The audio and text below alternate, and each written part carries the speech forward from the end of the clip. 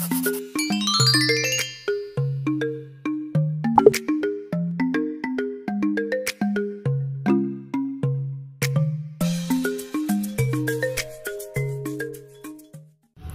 guys, welcome to my channel. Nah, di video kali ini aku mau sharing lagi pengalaman aku ke kalian seputar tentang tips gimana sih caranya kita menyelesaikan masalah ketika kita menjalani hubungan LDR. Tapi seperti biasa, sebelum kita lanjut ke videonya, jangan lupa kalian klik tombol subscribe, like, dan juga komennya. Oke, sebelum kita membahas tentang cara menyelesaikan masalahnya, terlebih dahulu kita harus tahu dulu nih penyebab paling sering kalau kita LDR itu berantemnya masalah apa sih? Nah, masalah yang pertama yang biasa sering banget kita hadapi sebagai pasangan LDR gitu ya, yaitu masalah komunikasi. Nah, masalah komunikasi ini tuh memang paling sering banget ya, soalnya kan biasa kalian kalau LDR sama pasangan kalian itu kan paling karena mungkin satgas ya kan, terus mungkin satgas di sana nggak ada sinyal, terus kalaupun ada sinyal mungkin lagi gangguan atau kayak gimana, mungkin lagi sibuk kegiatan di sana dan lain sebagainya, dan itu yang memicu miskomunikasi dan memicu pertengkaran gitu ya kan di antara kalian. Nah, gimana sih Kak solusinya? Nah, ini yang pernah aku alami juga waktu aku LDR sama suami aku. Tapi di situ kita statusnya masih tunangan, belum nikah gitu ya kan. Alhamdulillah sekarang kita nikah udah nggak LDR lagi. Jadi di sini aku mau sharing tentang pengalaman aku sewaktu aku pacaran dan LDR sama suami aku waktu itu. Jadi aku tuh sering banget berantem sama suami aku tuh cuman karena komunikasi doang. Nah, komunikasinya itu karena aku yang pertama lupa ngabarin dia gitu ya kan, kegiatan aku hari ini apa. Jadi kalau seandainya kita udah berantem masalah komunikasi kayak gitu, itu diantara kita itu salah satunya memang harus ada yang minta maaf duluan nih. Kalau nggak aku, biasa dia duluan gitu kan. Tapi kadang kita itu juga sama-sama saling egois gitu kan, saling pengen menang sendiri. Kemarin juga kalau berantem aku yang minta maaf duluan, sekarang harusnya dia dong yang minta maaf. Sebenarnya sih pikiran kayak gitu tuh nggak boleh ya guys, apalagi kita LDR. Kalau seandainya kita sama-sama ego, kita sama-sama nggak mau minta maaf duluan gitu ya kan, yang ada malah berlarut-larut, yang ada malah kita nggak bakalan komunikasi gitu ya kan, sampai berbulan-bulan atau mungkin sampai berminggu-minggu gitu kan. Nah, supaya kita bisa komunikasi lagi, ya nggak ada salahnya juga sih kalau kita tuh minta maaf duluan gitu ya kan. Ya sambil kita introspeksi diri dulu, itu salahnya kita di mana. Nah, setelah kita udah minta maaf, barulah kita menjelaskan ke pasangannya kita. Misalnya, aku minta maaf ya, udah kayak gini. Aku berharap semoga kedepannya kamu itu bisa kayak gini. Nah, wajib banget nih, kalau kalian bilang ke pasangan kalian itu kalau apa harapan kalian gitu. Jangan pernah kalian bilang, aku pengen kamu itu harus kayak gini. Itu kesannya tuh kayak nyuruh, kesannya tuh kayak posesif ke pasangan kalian gitu ya kan. Seakan-akan kalian itu memang kita tuh pengen pasangan kita tuh berubah ya kan. Misalnya kalau seandainya dia lupa gitu ya kan, ya diusahakan, diharapkan supaya kedepannya mungkin dia bisa lebih ingat lagi gitu ya kan untuk ngabarin kita gitu. Karena yang namanya komunikasi ini kan penting banget. Tapi yang namanya kita LDR gitu ya kan, biasa apa yang kita ketik dengan ekspresi yang kita sampaikan ke pasangan kita tuh pasti berbeda ya kan, dalam bentuk tulisan gitu. Nah, supaya tidak salah paham sama pasangan kalian, supaya pasangan kalian itu tidak menilai kalian itu posesif, ngatur, harus ini harus itu, ya kalian cukup menggunakan kata-kata aku berharap semoga kedepannya kamu bisa kayak gini. Nah, kayak gitu aja guys, lebih diperhalus lagi gitu bahasanya. Biasanya kalau kita udah minta maaf, nah pasangan kita tuh pasti minta maaf juga gitu ya kan. Pasti dia bilang, aku minta maaf juga, aku udah salah kayak gini. Nah, ini pasangannya istilahnya welcome banget gitu ya kan. Berarti dia introspeksi diri juga gitu kalau misalnya dia salah gitu. Nah, kalaupun kalian udah minta maaf, terus pasangan kalian gak minta maaf, dalam artian pasangan kalian mungkin egonya lebih tinggi dari kalian gitu ya kan, ya udahlah, legowo gitu jalan terakhirnya. Karena kita nggak bisa merubah sifat manusia kecuali dia mau merubah sifat dia sendiri gitu. Kalaupun dia nggak minta maaf ya udah nggak apa-apa, mending kamu yang minta maaf duluan deh, ya kan. Mengalah bukan berarti kalah gitu kan, sekalipun mungkin berulang-ulang kalian minta maaf duluan gitu. Ini namanya juga pasangan gitu ya kan, ada kekurangan, ada kelebihan, mungkin dia kurangnya di situ, egonya tinggi. Nah, mungkin kalian punya kelebihan yang istilahnya bisa introspeksi diri, bisa lebih memaafkan terlebih dahulu ya. Tapi kalau seandainya di antara kalian memang sama-sama egonya tinggi, wah ini udah lain ceritanya ya guys. Ini susah banget ini untuk diselesaikan masalahnya. Karena ini tuh semuanya harus dilihat dari dalam diri kalian masing-masing gitu.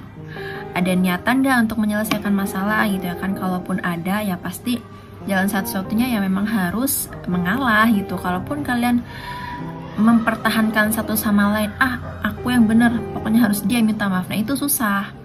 Itu bakalan lama banget proses untuk menyelesaikan masalah. Bahkan mungkin dia di sana nanti bisa saja ada komunikasi sama orang lain gitu ya kan, atau sama cewek lain gitu, karena saking masalah kalian berlarut-larut tidak diselesaikan, akhirnya ya dia mungkin cari komunikasi di orang lain gitu.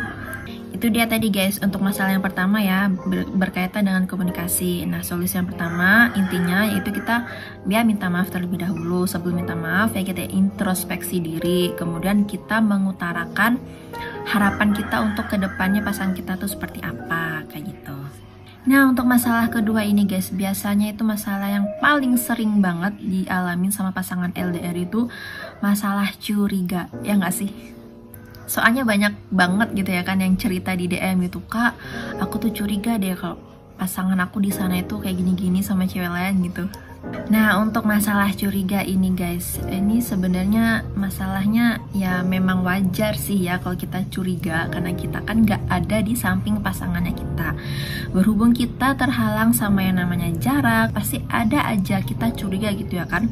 Takutnya mungkin pasangan kita di sana tuh lagi deket sama seseorang gitu ya kan. Memang sih nggak bisa dipungkirin lagi gitu. Itu pasti ada aja kita bakalan curiga. Tapi di sini kita harus pintar-pintar juga curiga guys. Jangan kita tuh curiga sembarangan gitu loh. Ya memang nggak ada salahnya kita curiga, dan kita nggak ada salahnya juga kalau kita percaya sama pasangannya kita gitu ya kan. Boleh curiga, tapi kita harus curiganya itu beralasan juga. Misalnya kalau kita udah menemukan bukti-bukti yang kuat nih mengarah ke hal-hal yang nggak baik kayak gitu, mungkin bisa kita curiga. Selama kalian belum menemukan bukti yang kuat bahwa pasangan kalian di sana itu ada melakukan hal-hal aneh gitu ya kan, mungkin lagi deket sama cewek, ya kalian aku saranin gak usah curiga dulu gitu ya kan. Yang ada nanti malah kalian kepikiran di sana gitu ya kan, di tempat kalian selalu overthinking, selalu negative thinking. Misalnya pacarmu telat ngabarin kamu sehari, ini pasti pikirannya udah aneh-aneh, bilang dia kok tumben ya telat ngabarin aku hari ini, dia ngapain aja sih di sana, dia chattingan sama siapa sih, padahal dia kan online gitu. Nah, berkaitan dengan yang WhatsApp online gitu ya kan, aku nggak tahu karena kan biasanya kan masing-masing pribadi gitu ya kan, entah mungkin dia WhatsAppnya online karena memang lagi pantengin grup kesatuannya ya kan, kita nggak tahu apa memang bener-bener dia onlinenya itu sama cewek lain gitu kan, kita nggak pernah tahu karena ya namanya pribadi seseorang gitu ya kan, kita nggak bisa menebaknya gitu. Nah, yang satu-satunya cara yang bisa kita lakukan yaitu tadi, sebelum kita menemukan bukti-bukti yang kuat bahwa dia selingkuh di sana, mungkin lagi deket sama cewek mungkin di sana, kita buang-buang jauh aja dulu deh negatif thinkingnya gitu ya kan. Ya kita curiga tipis-tipis aja gitu, tapi jangan sampai nuduh yang enggak ke dia ya kan, tanpa bukti yang kuat gitu. Jadi solusinya untuk yang curiga ini tuh intinya kalian jangan marah-marah dulu sama pasangan kalian gitu ya kan. Jangan kalian sedikit-sedikit curiga, kamu lagi ngapain sih kok kayak gini-gini, berantem lagi ya kan. Mending gak usah kalau memang gak ada buktinya gitu. Mending kalian sama-sama saling falling in love gitu ya kan, saling chatting-chattingan, saling video callan. Kalaupun memang sibuk, ya namanya juga abdi negara gitu ya kan, pasti sibuk gitu. Karena nomor satu buat dia itu ya negara dan tugas gitu ya kan. Kalau kalian pengennya 24 jam dikabarin, ya mending kalian nyari pasangan yang lain gitu. Jangan nyari pasangan abdi negara, karena percuma aja 24 jam waktunya mereka itu ya bukan untuk kalian gitu. Jangankan kalian yang masih pacaran, kami yang istri-istrinya aja itu ya kadang waktunya itu ya juga nggak bisa sepenuhnya untuk keluarga, nggak bisa sepenuhnya untuk istri dan anak, karena memang yang paling utama buat mereka itu ya tugasnya mereka gitu.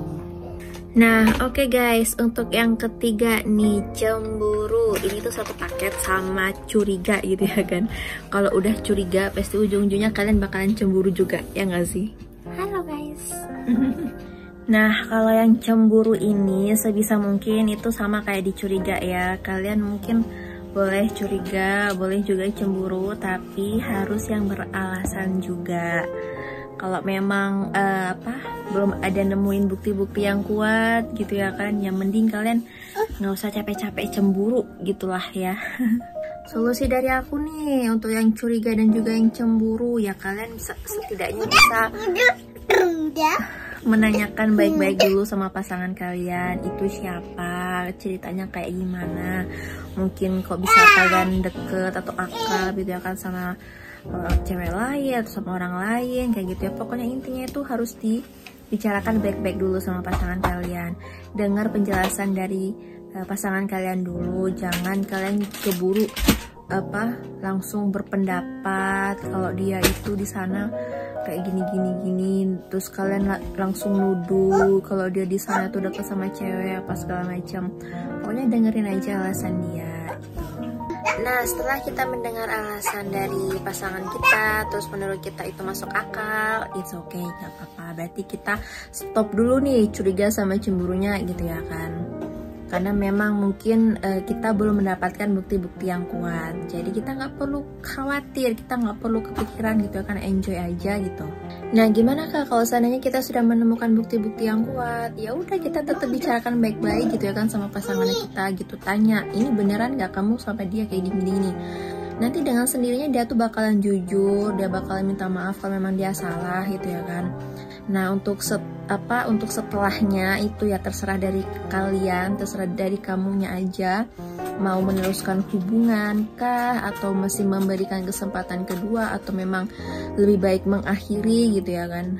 Ya, kalau menurutku sih kalau seandainya kita mendapatkan pasangannya kita gitu ya kan, mungkin masih dalam batas pacaran, terus dia deket sama cewek lain, terus dia udah ngaku sendiri, dia udah terbuka sama kalian ya kan, alasan kenapa dia deket sama cewek itu gitu, terus dia juga udah minta maaf. Ya saranku sih lebih bagusnya memang kita bisa memberikan kesempatan yang kedua, kalaupun kalian sama-sama pengen menjalin hubungannya mulai dari nol lagi gitu ya kan istilahnya. Tapi dengan catatan dan harapan pasangan kalian yang udah kebukti gitu ya kan dekat sama cewek lain itu bisa berubah guys. Nah, nggak ada salahnya juga sih kalau kita ngasih kesempatan kedua sama pasangannya kita gitu. Tapi kalau seandainya kita udah nemuin pasangannya kita gitu ya kan, udah kesekian kalinya, ketiga, keempat, kelima dan seterusnya, dia memang sifatnya kayak gitu, ya mumpung masih dalam tahap pacaran gitu ya kan, mending kalian udahan aja deh. Masih banyak kok di luaran sana yang bisa menerima kalian, yang bisa membuat hubungan kalian itu nggak toksik gitu ya kan. Kan kasihan kaliannya juga gitu kalau kalian sering nangis, sering sakit hati gitu ya kan, dikecewain sama pasangan kalian gitu. Ingat guys, kalian itu berhak bahagia. Bohong banget kalau seandainya kalian bilang, Kak, aku tuh susah banget move on kalau udah kenal sama seseorang. Iya, emang kalian bakal susah move on kalau seandainya kalian gak mau mencoba dulu untuk membuka hati untuk orang lain, atau kalian tidak mau mencoba untuk mencari kesibukan yang lain gitu ya kan. Pokoknya ada kemauan pasti ada jalan guys. Yang penting kalian itu bahagia gitu. Jangan sampai kalian mempertahankan satu orang tapi dia masih melakukan kesalahan yang sama berulang-ulang kali gitu ya guys. Apa nggak capek hati kalian gitu ya kan? Nah, itu dia tadi guys, tips menurut pengalaman aku ya, sharing bagaimana caranya kita menyelesaikan masalahnya kita ketika kita LDR. Nah, ada 3 tadi tuh penyebabnya, masalah komunikasi, curiga, dan juga cemburu. Itu sih yang aku alami selama LDR gitu ya kan. Kalaupun kalian ada masalah-masalah lain yang kalian hadapin selama LDR, kalian bisa langsung komen di video aku yang ini, atau kalian bisa langsung cerita via DM Instagram aku. Oke, sampai jumpa di video aku selanjutnya. Dadah!